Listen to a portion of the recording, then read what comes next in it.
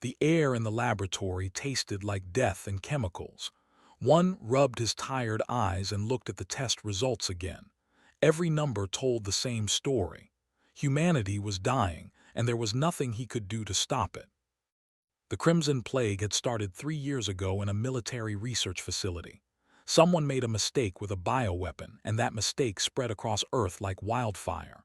The disease turned human blood into a thick red sludge that destroyed organs from the inside. First came the fever, then the pain, then death within 72 hours. No cure existed.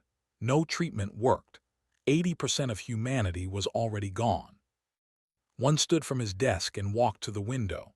Outside, the city of Seoul lay silent. No cars moved on the streets. No people walked the sidewalks. Most buildings stood empty, their windows dark like dead eyes.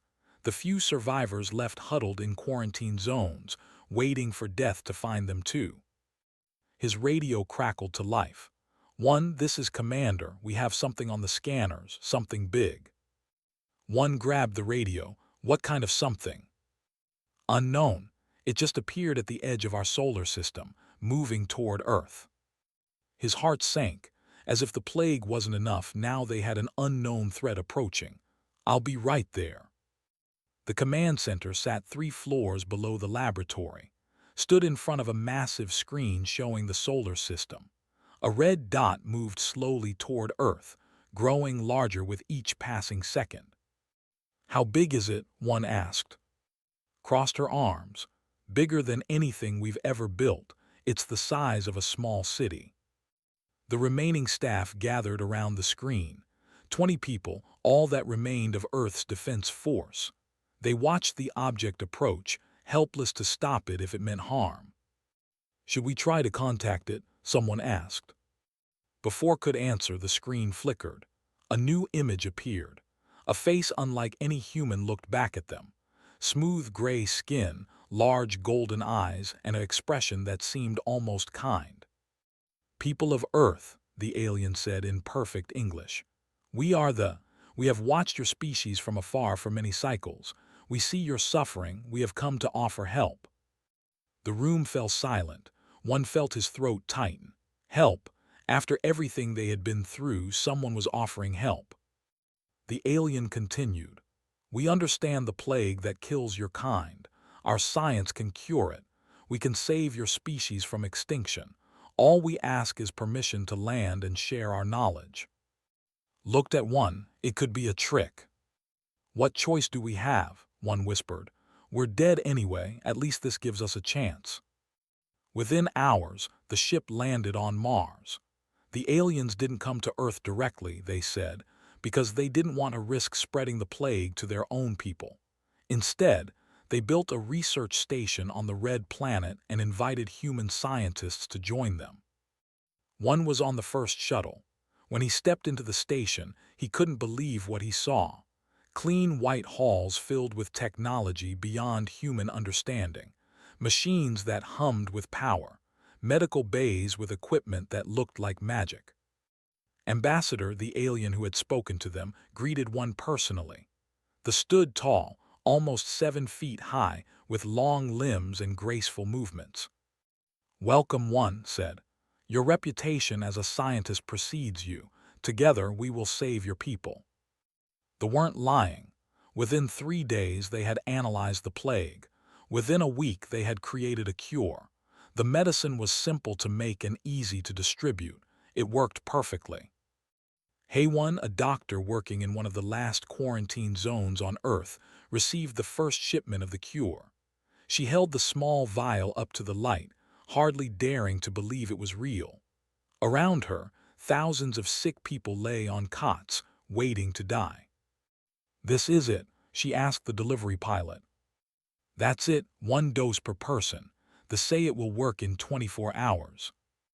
Haewon started with the children. She found her own daughter, Mi-sun, lying in a bed at the end of the medical tent. The girl was only 8 years old.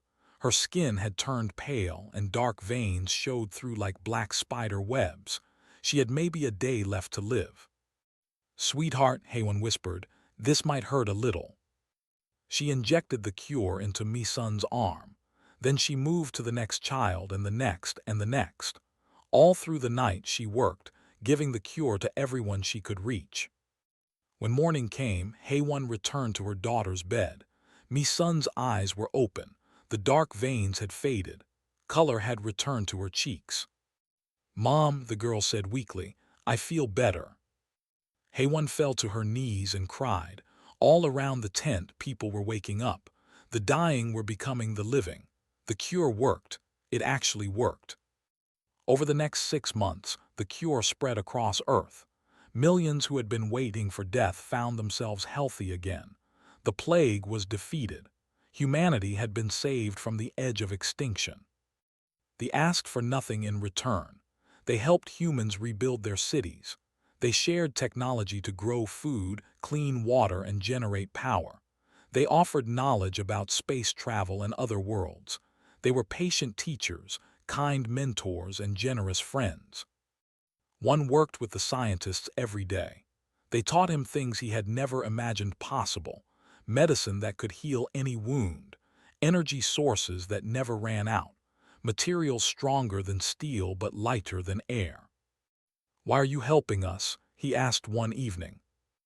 The ambassador smiled, a strange expression on the alien face. "Because we believe in nurturing young species. You have potential, one. Given time and guidance, humanity could become something wonderful. We have done this before for other species. We know the path you must walk." "What happened to those other species?" "They thrived," said. "Under our care, they grew into peaceful, prosperous civilizations. They learned to set aside violence and embrace harmony, as you will in time." One nodded, but something in the alien's words felt strange, almost scripted, like an answer given many times before. That night back on Earth, Hayone held her daughter close. Mi-sun was healthy now, laughing and playing like the plague had never happened. Around them, the world was coming back to life. Buildings were being repaired. Farms were growing food again. People smiled and talked about the future. In the sky above, the ship hung like a silver moon, a reminder of who had saved them, a symbol of humanity's second chance. Nobody thought about the price of that salvation. Not yet. They were too busy being grateful, too busy being alive. The had come when humanity needed them most. They had offered help, and they had delivered. It would be many years before anyone asked what they wanted in return, before anyone wondered why such powerful beings cared about a dying species on a small planet, before anyone discovered that salvation often comes with chains attached. For now, humanity celebrated. They had been dying and they had been saved. That was all that mattered. 30 years had passed since they arrived. Earth looked different now. Cities gleamed with new buildings that touched the clouds. Ships moved between planets like cars on a highway. Humans lived on Mars, the Moon, and 10 colony worlds scattered across nearby star systems. The nightmare of the plague felt like ancient history. Sang-min walked through the halls of the Human Integration Institute, checking reports on his tablet. He had been just a boy when the aliens came. Now he was 40 years old and in charge of the largest research center in human space. His old mentor had retired 5 years ago. Before leaving, he had told Sang-min to watch, listen, and learn everything they were willing to teach. "And learn what they're not willing to teach," one had added quietly. Sang-min thought about those words often. They had given humanity so much: faster-than-light travel, advanced medicine, clean energy, weapons to protect the colonies from pirates and raiders. But there were gaps, technologies they mentioned but never explained, questions they politely avoided answering. In the engineering bay, Wu was working on a new starship design. She was the best engineer in the fleet, a woman who could look at technology and see possibilities the aliens never mentioned. Her current project was a hybrid ship that combined human and systems in ways that made the visitors uncomfortable. "Morning, Sang-min," she called out, wiping grease from her hands. "Want to see something interesting?" She pulled up a hologram of a weapons system. It looked like a standard energy cannon, but the internal design was different. Modified. The cannons are designed for precision, Wu explained. They disable enemy ships without destroying them. Very civilized, very controlled. And yours? Sangmin asked. Wu grinned. Mine doesn't care about being civilized. It punches through shields and turns ships into scrap metal. I tested it yesterday. The observers looked horrified. Did they say anything? They said humans shouldn't focus so much on destructive capability. They said we should embrace peaceful solutions. Wu's smile faded. They say that about everything. Don't build bigger weapons. Don't expand too fast. Don't ask too many questions about their technology. Sometimes I wonder if they want us to stay weak. Sangmin felt the same suspicion growing in his gut, but he kept his face neutral. Keep developing it anyway, quietly. I want to see what else we can improve. Across the solar system, Admiral Yang stood on the bridge of the flagship Indomitable. He was reviewing the fleet's status reports, and the numbers made him smile. Earth's defense armada now included 500 warships, all equipped with weapons that exceeded expectations. Officially, the fleet existed to protect human colonies from pirates and raiders. Unofficially, Yang made sure humanity could defend itself against any threat. Admiral, the delegation is requesting a meeting, his communications officer reported. Yang nodded. Tell them I'll be there in an hour. The meeting took place in a conference room overlooking Earth. 3 representatives sat on one side of the table. Yang sat on the other, his face calm and professional. The lead, a female named Elle, spoke first. Admiral, we are concerned about your recent military expansion. 500 warships seems excessive for dealing with pirates. Our colonies need protection, Yang replied smoothly. The galaxy is not as peaceful as we'd like. But such heavy armament, another added. These ships carry weapons far beyond what is necessary for defense. Some of your new designs are quite aggressive. Yang leaned back in his chair. They taught us to be prepared. We're simply following that lesson. Elle's golden eyes studied him carefully. We taught you to be cautious, not militaristic. There is a difference. We would prefer if humanity focused more on cultural development and less on weapons production. We appreciate your guidance, Yang said, his voice polite but firm. But humanity must make its own choices about defense. We learned what happens when we're unprepared. The plague taught us that lesson well. They exchanged glances. Elle nodded slowly. Of course. We simply hope you remember that strength without wisdom leads to destruction. Many young species make this mistake. After the left, Yang called Sangmin on a secure channel. They're getting nervous, Yang said. They don't like how fast we're advancing. Good, Sangmin replied. That means we're doing something right. The tension grew over the following years. Human scientists kept pushing boundaries they preferred to keep closed. Engineers built ships faster and more powerful than the thought appropriate. Colonies expanded into systems they suggested avoiding.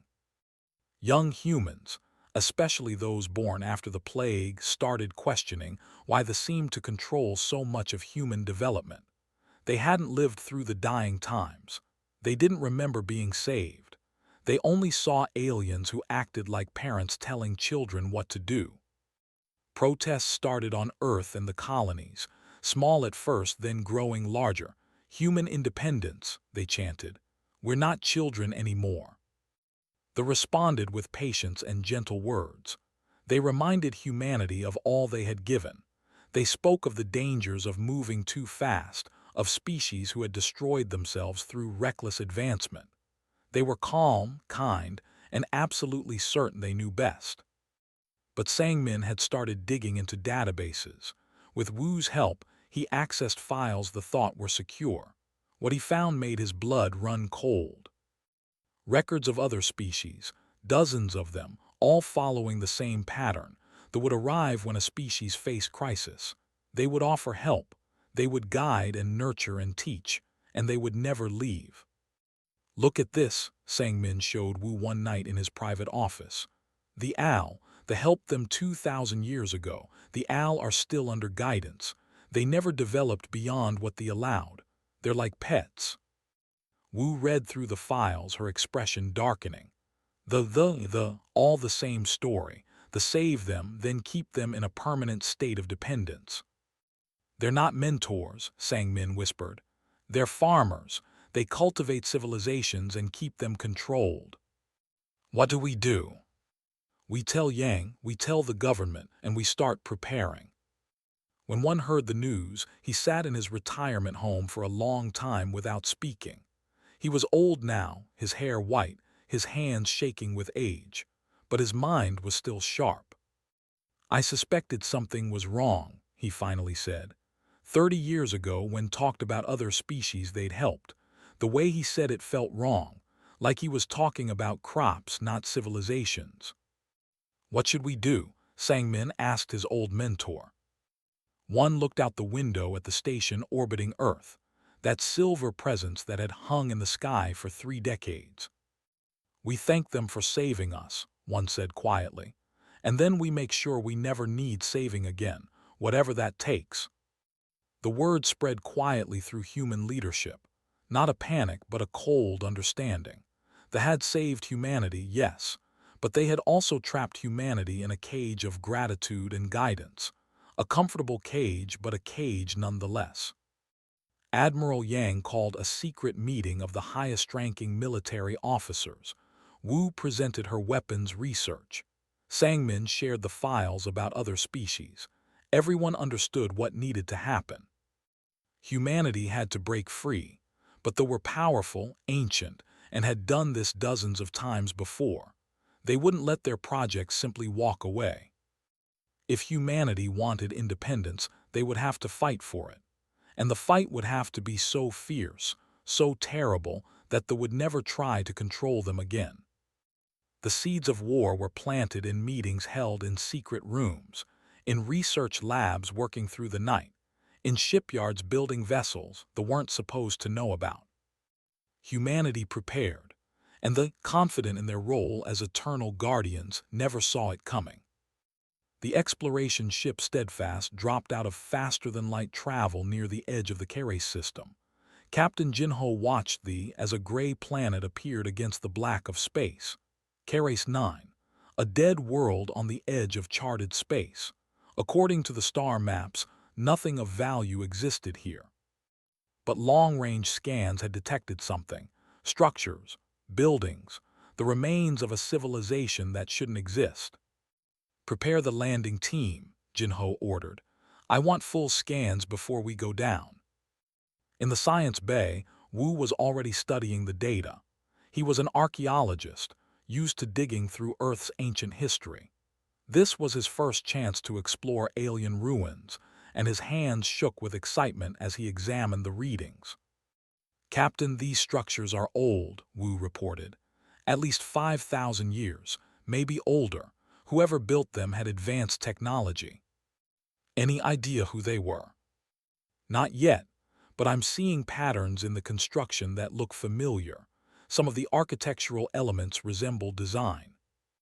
Jinho frowned. They never mentioned having ruins out here. No, Wu agreed, they didn't. The landing party consisted of 6 people. Wu led the archaeologists. A specialist in ancient languages and computer systems came to decode any information they found. 4 security officers provided protection. They descended to Keres 9 in a small shuttle, landing near the largest structure. The ruins were massive. Towers of dark metal reached toward the dead sky. Bridges connected buildings in intricate patterns. Everything was covered in dust and erosion, but the scale was impressive. This had been a major city once. Spread out, Wu ordered. Look for anything that might tell us who lived here. They explored for 3 hours before finding the archive. It was buried deep beneath the surface, protected by layers of shielding that had kept it safe for thousands of years. The door was sealed, but managed to bypass the ancient locks with her equipment. Inside, rows of data storage devices lined the walls. Most were dead, their power long since faded. but 3 devices in the center of the room still hummed with faint energy. "This is it," whispered. "Whatever they wanted to preserve, it's in these machines." Connecting her portable computer to the ancient system took 6 hours. The security officers grew nervous as evening fell on the dead world. The ruins felt wrong somehow. Too quiet, too empty. "Got it," finally announced. "I'm downloading the files now." The data was enormous, records spanning thousands of years, written in a language neither human nor but using symbols that reminded of proto-script. Her translation software struggled with the ancient text, but slowly, words began to form on her screen. What she read made her stomach turn. "Wu," she called out, "you need to see this." The archaeologist joined her, reading over her shoulder. His face went pale. "Contact the ship," he said quietly. "Tell Jinho we need to leave now." Back on the Steadfast, Wu presented his findings to the captain. The crew gathered in the briefing room, listening in stunned silence as the truth unfolded. "The people who built those cities called themselves the Al," Wu began. 5,000 years ago, they were a thriving civilization. They had space travel, advanced science, art, and culture. They spread across 12 worlds in their home system. He pulled up an image from the archive. It showed the Al, a species that looked like crosses between humans and insects, with 4 arms and complex eyes. Then disaster struck. A rogue asteroid hit there. The impact threw dust into the atmosphere and caused a climate collapse. Billions died in the first year. The Al civilization was dying. "Let me guess," Jinho said grimly. "The showed up." Yes, they arrived and offered help. They had medicine to cure the radiation sickness, technology to rebuild. The Al accepted gratefully. How could they not? They were facing extinction. Wu pulled up more files. For the first 100 years, everything seemed wonderful. The Al recovered. They rebuilt their cities. They taught them new sciences and helped them expand to new worlds. The Al called them their saviors. "What happened?" asked, though she already suspected the answer. "They never left. They established permanent stations in every Al system. They offered guidance on everything. What ships to build, what technologies to develop, where to expand. At first, the Al appreciated the help, but as generations passed, younger Al started asking questions." Wu's hands trembled as he pulled up the next file. Why were they so interested in controlling Al military development? Why did they discourage certain research projects? Why did they always suggest staying close to home instead of exploring distant space? The Al leaders confronted them. They said their species was mature enough to make its own decisions. They asked them to leave. The room was silent now. Everyone knew what was coming. They refused. They said the Al weren't ready for independence. They said young species needed guidance to avoid destroying themselves. When the Al insisted, they all support. Immediately. Jinho leaned forward. "What do you mean, all support?" "Everything. They took their technology back. Ships stopped working because they had built-in dependencies. Power systems failed. Medicine ran out. The Al economy collapsed overnight. Within 5 years, their civilization fell apart." Wu pulled up the final files. Images of dying cities. Records of civil wars fought over dwindling resources. The slow extinction of a species that had depended too much on their saviors. "The last entry in the archive was written 200 years after they left," Wu said softly. "By then, only a few thousand Al survived, scattered across the ruins of their civilization. The writer knew they were the last generation. They created this archive as a warning." He played the final recording. The Al who spoke was old, his voice breaking with emotion. The translation software struggled, but the meaning was clear.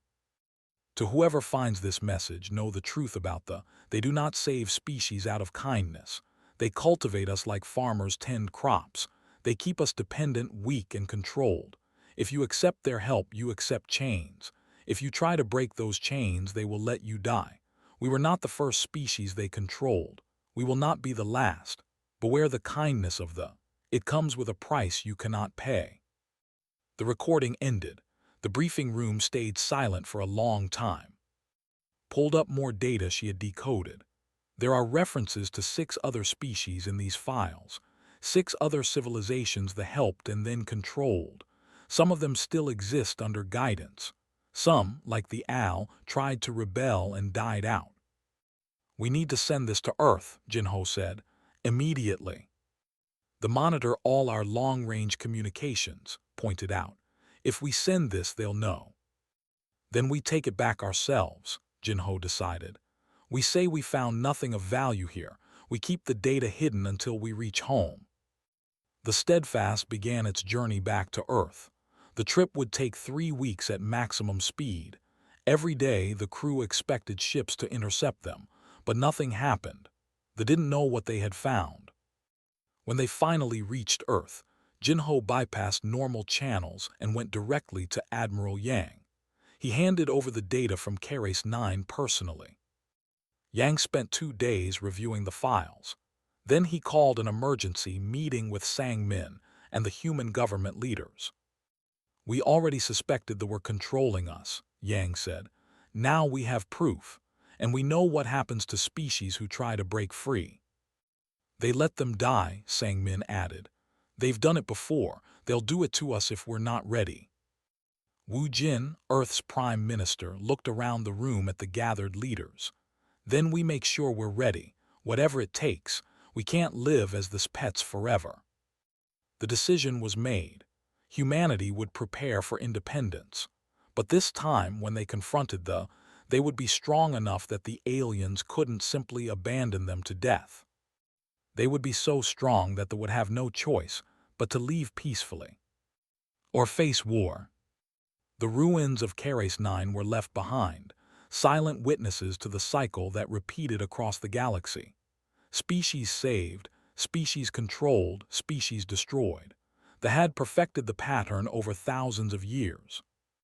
But they had never encountered a species like humanity before. A species that would rather fight than live in comfortable chains. A species that remembered what extinction felt like and refused to be dependent ever again. The warning from the owl had reached its intended audience. Now humanity had to decide what to do with that knowledge, and whether they were willing to pay the price of freedom, no matter how high it might be. Prime Minister Wu Jin stood in a secure bunker 3 miles beneath the surface of Earth. The room had no windows, no connection to outside networks, and no way for them to monitor what happened inside. Around a long table sat humanity's most important leaders, military commanders, scientists, engineers, intelligence officers. "We call this project Silent Dawn," Wu Jin began. "The goal is simple. We prepare humanity for complete independence from the. We do this quietly, carefully, and without alerting them to what we're doing." Admiral Yang pulled up a holographic display. "They have stations in every human system. They monitor our communications, watch our military developments, and track our expansion. If they suspect we're preparing to break free, they'll act before we're ready. So we smile, we thank them for their guidance, and we hide our real work," added Sora, the woman in charge of humanity's Black Research Division. Her department officially didn't exist. Its facilities were hidden in asteroid bases and remote moons. Its work was classified at levels above top secret. "What do we need?" Wu Jin asked. Sora activated her own display. "First, complete technological independence. Every piece of technology in our systems needs to be reverse-engineered and replaced. If they can shut down our ships, power grids, or weapons remotely, we're finished. Second, military superiority. We need enough firepower that they can't force us into submission. They have to know that fighting us would cost more than it's worth. Third, economic independence. Our supply chains can't rely on trade or resources. We need to be completely self-sufficient." Over the next 3 years, humanity worked in secret. In official meetings with the humans were polite, grateful, and cooperative. They smiled and nodded when the aliens offered advice. They seemed to follow guidance perfectly. But beneath the surface, everything changed.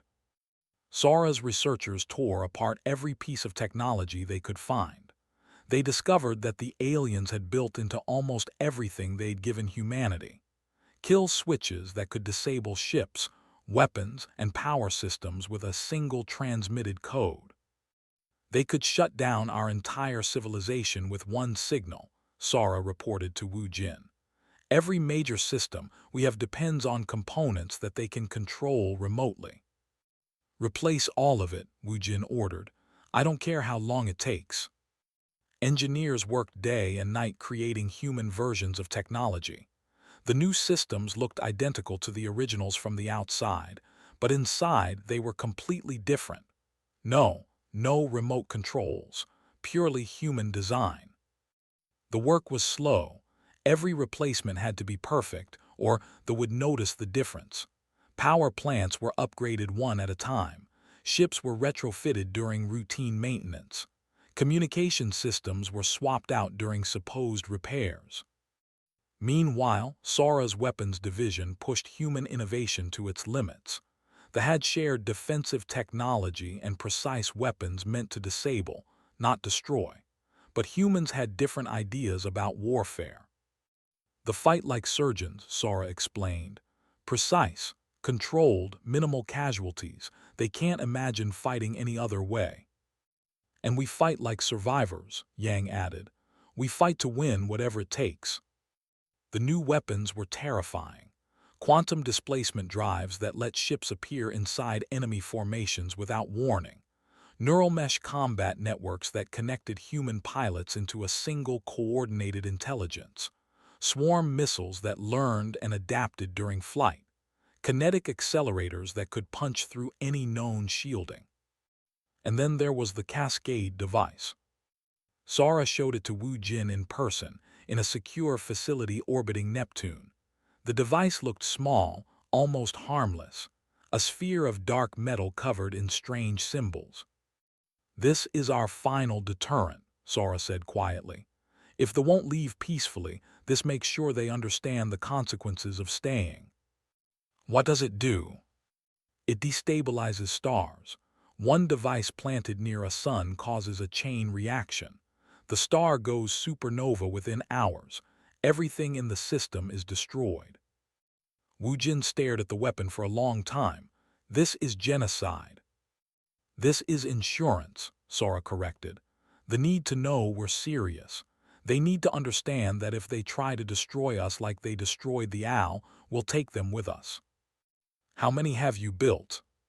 50, hidden in unmarked ships throughout space. If they move against us, my people activate them. They'll lose 50 systems before they can respond. Wu Jin felt sick but nodded. Keep them ready. Pray we never have to use them. While the weapons and technology advanced, Yang expanded the military in secret. They knew about Earth's defense armada. 500 ships, all visible and tracked. What they didn't know about were the ghost fleets. In uncharted systems, hidden shipyards worked around the clock. Automated factories built warships using entirely human designs. No components, no monitoring. By the end of the third year, humanity had 3,000 combat vessels they knew nothing about. Yang trained new commanders in tactics they would never expect. Aggressive maneuvers, overwhelming force, no hesitation, no mercy. The kind of warfare that horrified civilized species but won battles.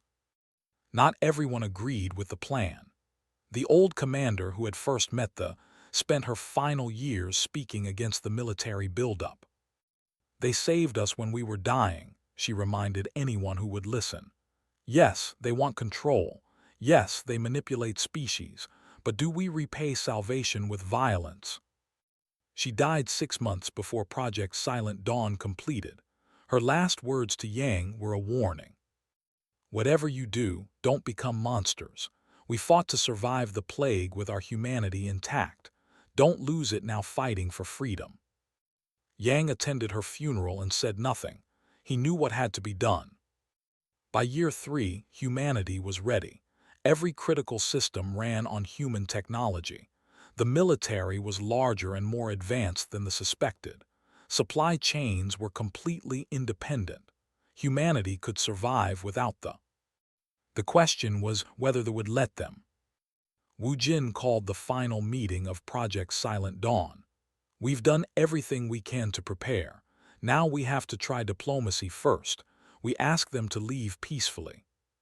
And if they refuse, Sora asked, then we show them why refusing was a mistake. The formal request was delivered on a Tuesday morning. Wu Jin met with Ambassador, the same who had first offered help to dying humanity 33 years earlier.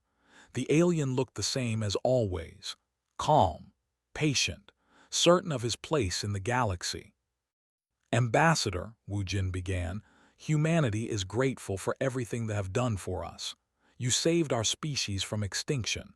You helped us rebuild. You taught us to reach the stars.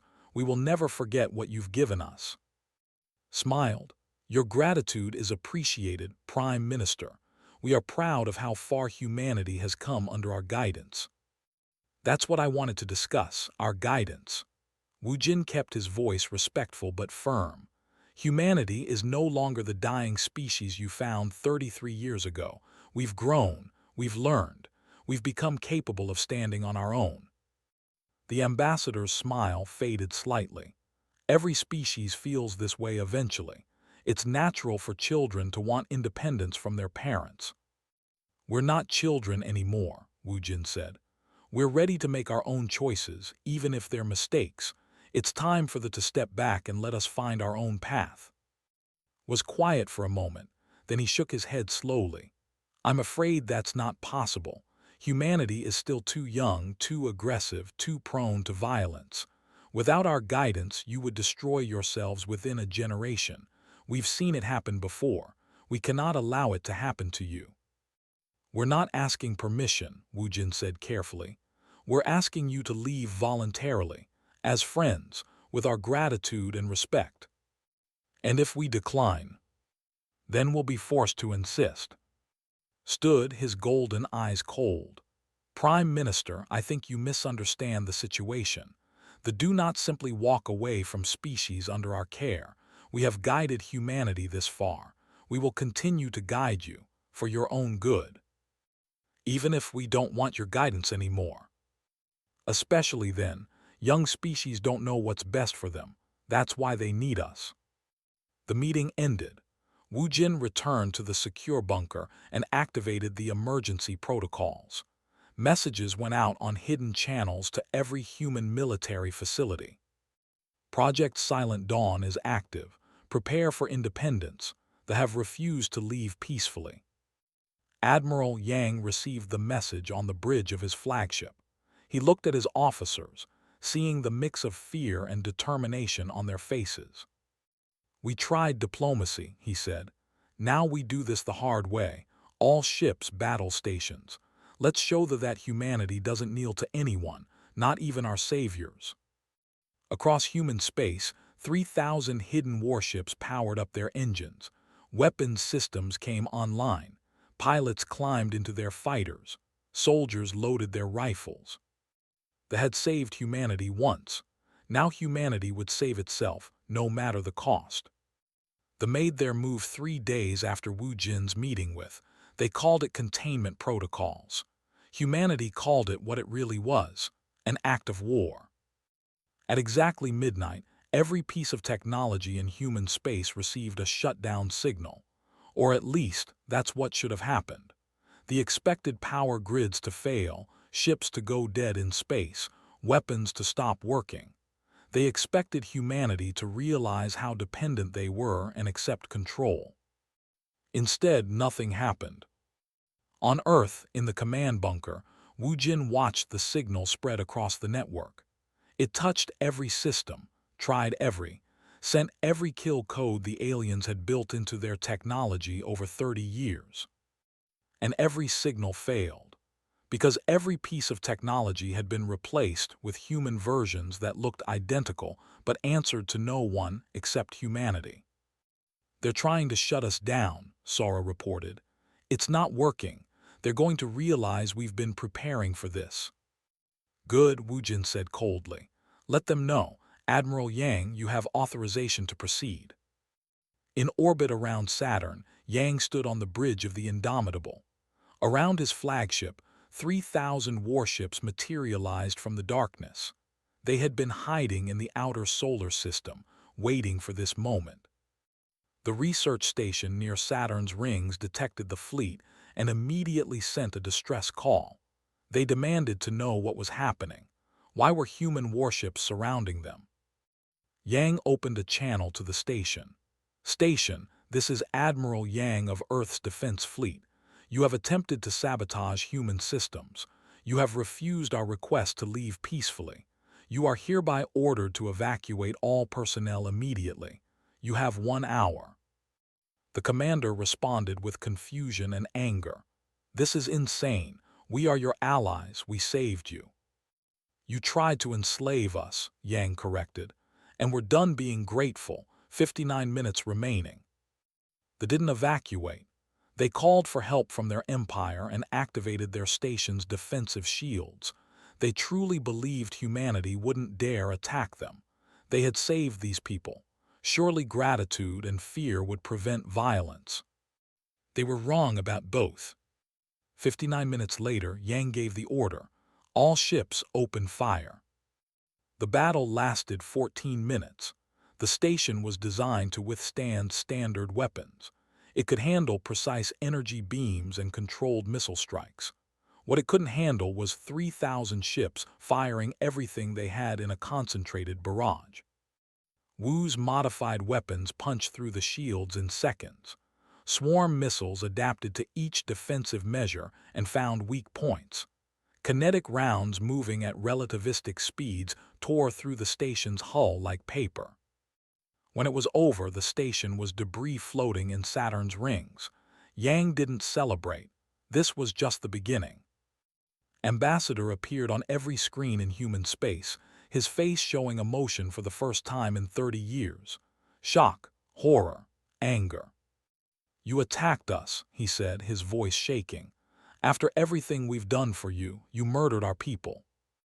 We gave them an hour to leave, Yang replied calmly.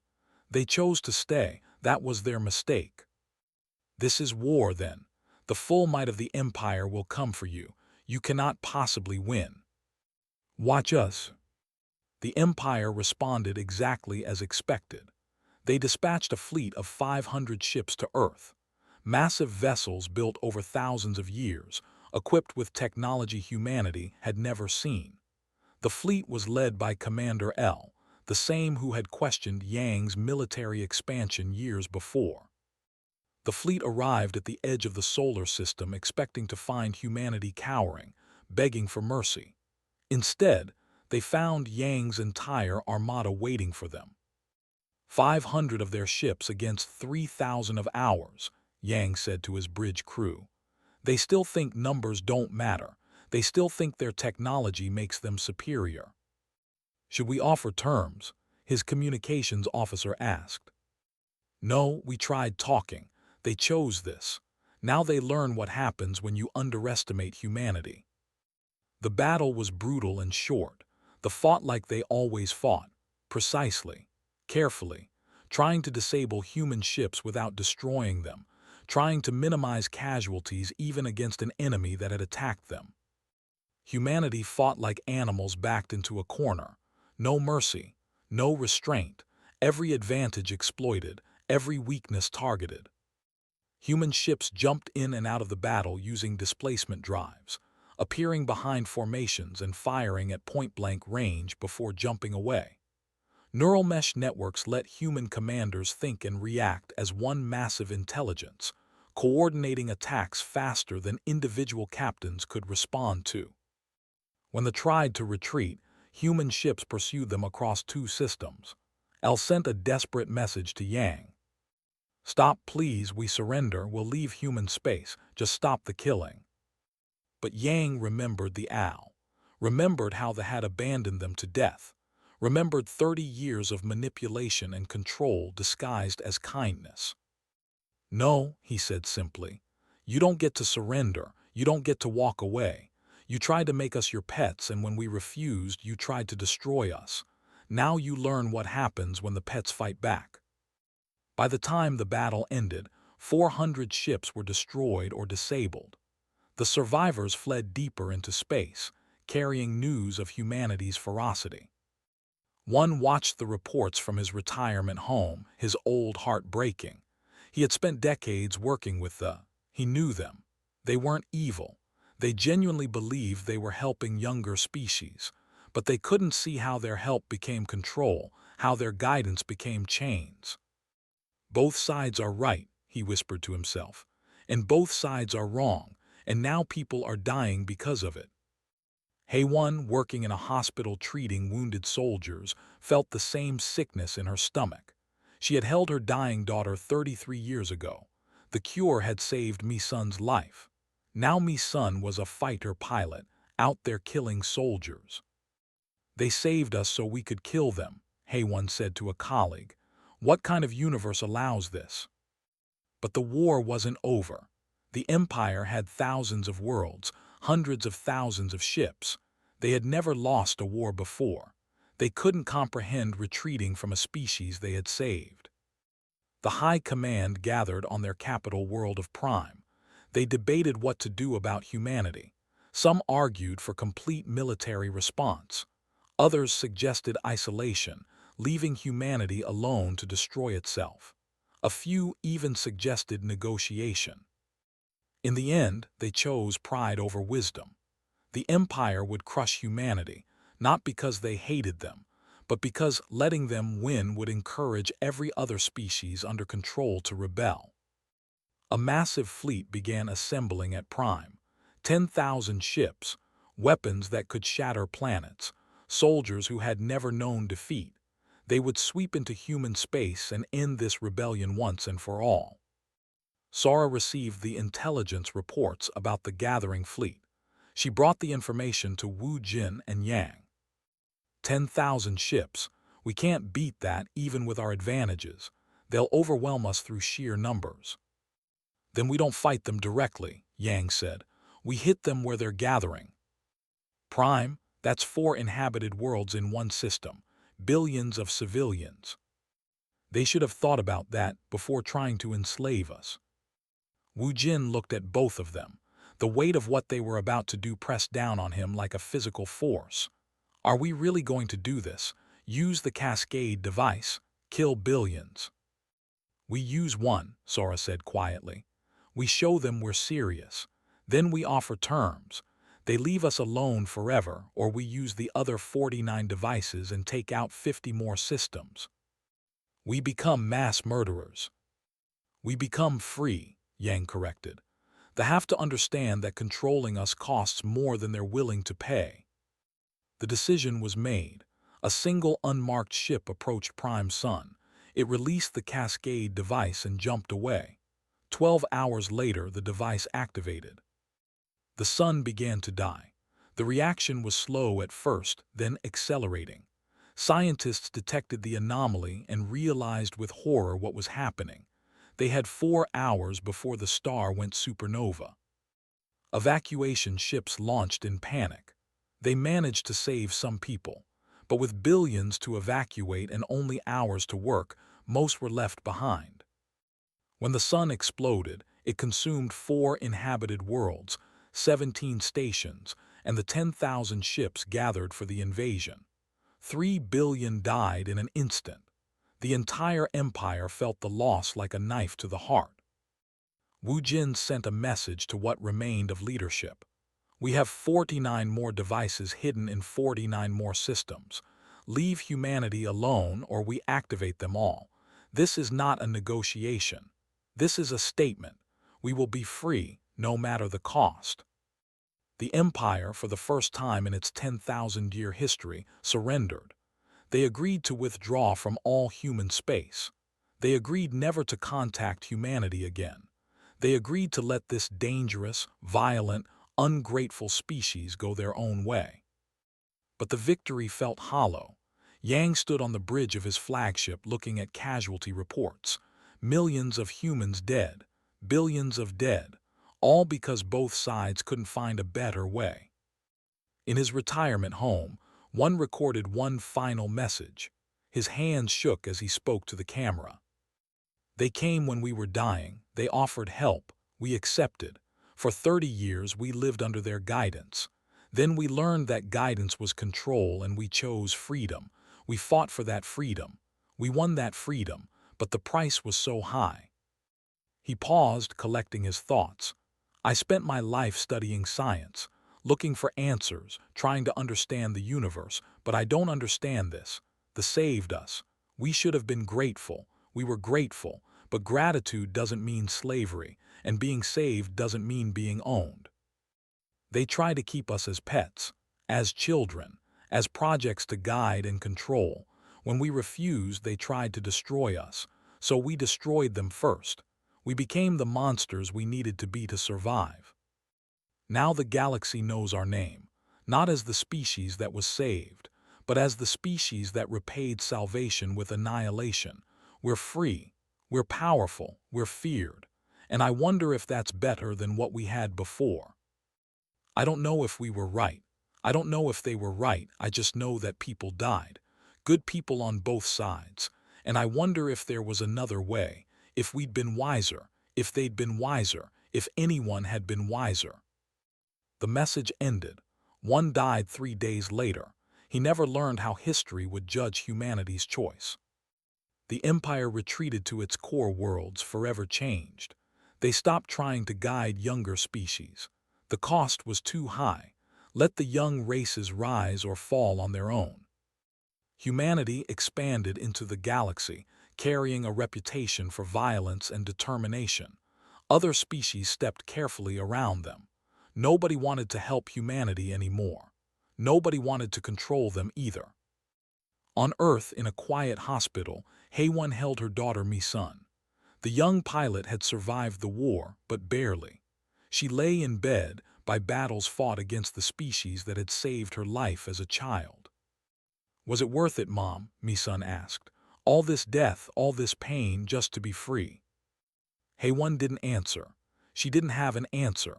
She just held her daughter close and wondered if freedom always had to cost so much. They had offered help when humanity needed it most. Humanity had repaid them in cataclysmic ways.